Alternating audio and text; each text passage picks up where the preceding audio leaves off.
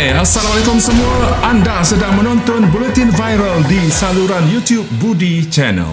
Dalam Buletin Viral kali ini, Budi akan mengutarakan tentang isu kontroversi yang melanda Jekyll yang ketika ini sedang heboh, sedang hangat diperkatakan oleh netizen dan begitu tular di media sosial. Raya dan Jekyll tak dapat dipisahkan. Sebut saja Raya, teringatkan Jekyll. Itu gambaran betapa popularnya gedung Jekyll ini yang akan menjadi tumpuan orang ramai, terutama di kalangan orang Melayu menjelang Hari Raya. Namun, tahun ini nampaknya satu kontroversi telah melanda. Terlajak perahu boleh diundur, terlajak kata buruk padanya. Begitulah peribahasa yang sesuai menggambarkan situasi semasa yang menimpa Jekyll apabila wujudnya gelombang memboikot jenama itu di media sosial sejak beberapa hari lalu. Ia susulan tularnya paparan Instagram story adik kepada pengarah urusan kumpulan Jekyll, Datuk Muhammad Farus Muhammad Jekyll, iaitu Muzaffar Jekyll, yang seolah-olah menghina orang Melayu dan seolah-olah memperlekehkan orang Melayu apabila ramai yang mempertikaikan dan tidak senang dengan pembukaan gedung itu pada tanggal 4 Mei. Ekoran wabak penularan COVID-19 ini masih lagi belum reda dan masih lagi belum pulih sepenuhnya. Lalu Muzaffar Jekyll dilihat memuat naik status di Instagram story miliknya. Ekoran orang ramai mula mempertikaikan tindakannya untuk menjalankan perniagaan 4 Mei ini. Setelah dikecam teruk oleh netizen, Muzaffar Jekyll telah membuat permohonan maaf di Instagram. Namun itu tidak berjaya mengubat hati netizen yang terluka. Malah keadaan menjadi semakin teruk. Tidak cukup dengan itu, keadaan dipanaskan lagi dengan komen seorang individu yang bernama Nurlizah yang menyokong kenyataan Muzaffar. Berikutan itu, slogan boykot Jekyll telah mula dimainkan oleh netizen gara-gara tidak berpuas hati dengan sikap biadab mereka berdua. Status tersebut telah menimbulkan perbualan hangat di media sosial sehingga Muzaffar Jekyll telah teruk dikecam netizen. Ekoran keterlanjuran kata-kata sebelum itu, Muzaffar Jekyll memohon maaf di atas postingnya itu yang membuatkan ramai orang salah faham dengan tulisan dan juga kata-kata SOP Jekyll tersebut. Muzaffar Jekyll turut menjelaskan SOP yang bakal dibuat oleh gedung mereka apabila perniagaan mula dibuka semula pada 4 Mei ini. Tidak cukup dengan itu, dia sekali lagi memohon maaf di laman Facebooknya kerana memperlihatkan netizen masih lagi tidak berpuas hati dengannya. Saya sekali lagi memohon maaf di atas kekhilafan dan keterlanjuran yang dikatakan dalam Insta Story posting itu. Apa yang saya ingin nyatakan adalah kesalahan saya kerana saya secara tak sengaja menggunakan ayat yang tidak saya sepatutnya gunakan. Beliau juga kesal menggunakan ayat yang tidak sepatutnya digunakan olehnya. Saya ingin jelaskan juga, saya hanya bekerja dengan syarikat abang saya. Saya bukan shareholder ataupun owner Jekyll. Kenyataan yang dikeluarkan oleh saya adalah kenyataan pribadi dan bukanlah mewakili dari kenyataan syarikat Jekyll. Sempena di bulan yang penuh barakah ini, saya dengan rendah diri memohon maaf sekali lagi atas keterlanjuran saya dalam mengeluarkan kata-kata yang menyinggung perasaan ramai pelanggan Jekyll dan juga netizen. Maaf zahir dan batin.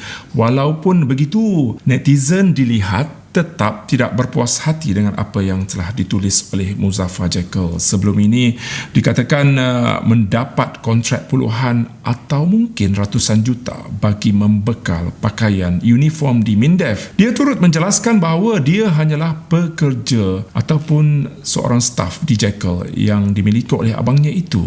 Segala kata-kata yang keluar daripadanya ialah kenyataan pribadi dan tidak berkaitan dengan syarikat Jekyll. Nampaknya isu memperlekehkan nama Melayu masih belum reda walaupun Muzaffar Jekyll sudah pun memohon maaf secara terbuka dan kini netizen masih lagi tidak berpuas hati. Bertalu-talu posting di media sosial dari pihak netizen meminta semua memboikot produk dari Jekyll ini. Tidak cukup dengan itu, satu persatu aib syarikat gedung pakaian terkemuka ini disiarkan. Beberapa individu tampil menceritakan kisah pahit ketika mereka masih bekerja dengan syarikat Jekyll. Pada hari ini, 3 Mei, abang kepada Muzaffar iaitu Datuk Muhammad Farus telah mengeluarkan kenyataan maaf dan terkilan dengan kenyataan adik beliau itu. Permohonan maaf tersebut adalah bagi pihak adiknya, Muzaffar Jekyll, di atas posting sebelum ini sehingga menyinggung ramai orang Melayu. Datuk Muhammad Farus menyatakan bahawa beliau telah pun memarahi adiknya sendiri walaupun kenyataan adiknya itu telah disalahartikan. Muhammad Farus membuat permohonan maaf itu menerusi satu posting video yang dikongsi menerusi laman Facebook rasmi Jekyll pada hari Ahad malam. Saya Muhammad Farus, Muhammad Jekyll, pengarah urusan kumpulan Jekyll, ingin memberi pencerahan tentang posting yang tular pada 1 hari bulan 5 baru-baru ini oleh adik saya Muzaffar, yang mana beliau telah membuat satu kenyataan yang menyinggung perasaan seluruh rakyat Malaysia, terutamanya orang Melayu kita. Saya juga terkesan dengan posting tersebut. Saya juga marah. Tapi perkara telah berlalu. Segala kekilafan ini berlaku, mungkin salah faham. Tapi telah ditambah tokok oleh posting-posting yang mungkin tidak berapa tepat dan sebagainya. Pada video yang sama, dia turut menjelaskan identiti seorang wanita dikenali sebagai Nurlizah yang turut membuat posting menghina orang Melayu dan mempertahankan jenama Jekyll itu. Muhammad Farus dalam video yang sama berharap masyarakat di luar sana agar terus menyokong jenama tersebut dan mengakui berasa sedikit emosi dalam hal berkenaan. Malah dia mendedahkan cukup kecewa dan sedih atas apa yang berlaku itu. Sementara itu, laporan polis dibuat terhadap akaun Facebook Nurlizah. Susulan tindakan Nurlizah itu, satu kempen melakukan laporan polis besar-besaran telah dilakukan oleh netizen. Sementara itu, Nurlizah telah mengadu bahawa Facebooknya telah dihack oleh skamer. Tidak terhenti di situ. Selepas berlaku insiden kutukan terhadap orang Melayu oleh adik bongsu Jekyll, kini aset kekayaan Jekyll pula didedahkan oleh netizen. Kekayaan Jekyll yang bernilai hampir 1 bilion itu didedahkan oleh satu halaman Facebook melalui semakan financial Jekyll Trading. Semoga apa yang berlaku ini menjadi pengajaran berguna kepada pengusaha dan juga usahawan di luar sana agar tidak memperlekehkan pelanggan yang sentiasa memberi sokongan dengan membeli barangan anda.